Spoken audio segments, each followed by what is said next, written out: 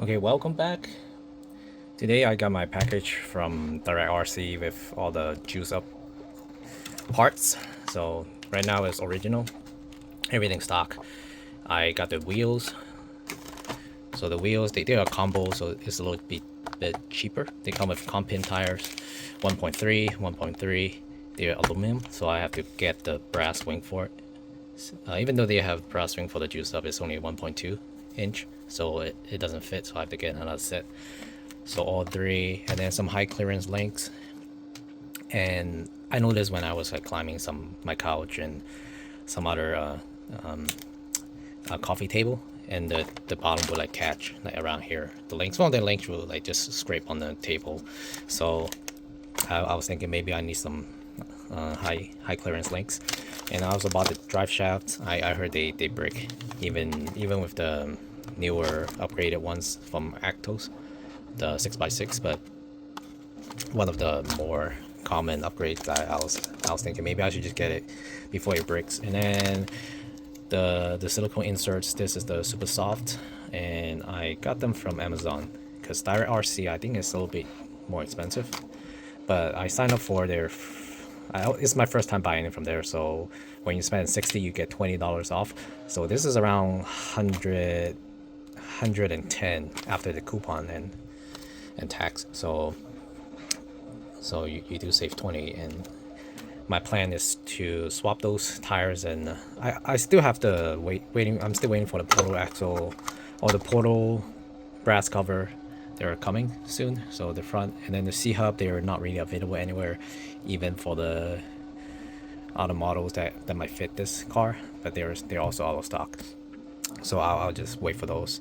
And I don't remember if I bought the back. I think it's just the front, because based on what people were testing, they said to do 60-40 ratio, I mean, which is supposed to be the best distribution for crawling. So I'm gonna put the brass rings in the front, and then keep the aluminum ones that comes with the wheels in the back, and weight them and see if they're 60-40. And then I feel like there are not any there's not any shock fluid in there, so I might open it and fill them up and see if there is any fluid in there, because they feel like there's nothing in there.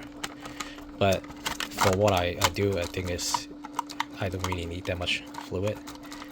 Even if I do put them in there, it's probably like 50 weight, like something really light.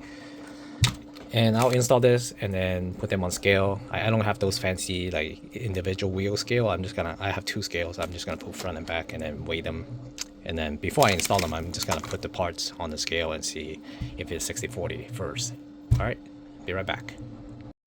Okay, so a quick update. I installed the high clearance link and then drive shaft, and I tried to use the original mounting points, and it wasn't the best setting. So the bottom one was hitting the one on top, so I have to adjust it to a slightly lower mounting point, and then it gives it a little more clearance as well. So as you can see here, instead of the bottom one, I installed the one on top. And after you do that, you also have to adjust the shock mount as well. So I moved it to the lowest level, and then the second to the closest one. So that one will give you the most flex, like it drops the most. I measured it from side by side. The other one would be the one on top, and then this one would be the lowest. And then when you do that, the lowest position, it will hit the chassis. So that's the maximum flex you can get, and then it will also lower, the shock will also go to the lowest, maxed out, and then fully compressed as well. So I believe this is the best setting for the back. And the front as well, I had to lower it to the closest and lowest setting to the motor. See, as you can see, it's the last one. So that one will also drop it and maximize the shock length, and then fully compresses. And then there's a downside for this. It will you do get the most compression, but when you're doing the flex, the servo will go all the way in, but when you're doing turns, if you're turning, it will kind of rub on the chassis here. But I mean, that's fine for me if you're not really like doing the foot. See, it will click a little bit, it will hit the chassis a bit, but you just kind of see what works best for you. If you want to do the maximum compression and the flex, but you do lose some of the mobility on the servo, like it'll rub on that one end, so at a certain angle, so which is okay for me because I do mostly vertical climbs and I do want the maximum compression to get a better grip, lower center of gravity. And before I installed this, I measured it was at 309 grams. So after the links and then the drive shaft, now it's 330. So we added 21 grams of weight. And then now I'm gonna do the wheel weights and then the wheels and see how I should change the weight distribution and which rings to use for the wheels. All right, be right back.